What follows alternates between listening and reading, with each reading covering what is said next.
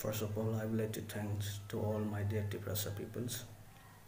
On forthcoming 15 and 16 October, the allied organization of the IPFT party going to organize a massive movement on issuing of our program pending demand. Number 1, elevation of separate state TRIPURA land. And number 2, an immediate report of the High Majority Committee from the center.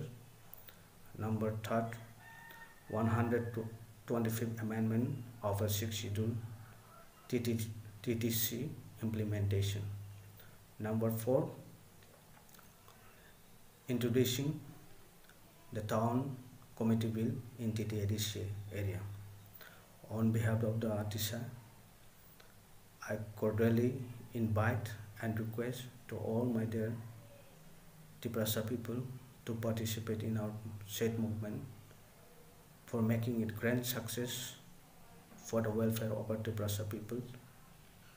The demand itself is a unique demand for the existence of our TRIPURA peoples. Without this demand, we TRIPURA people in future we might be in a great loss.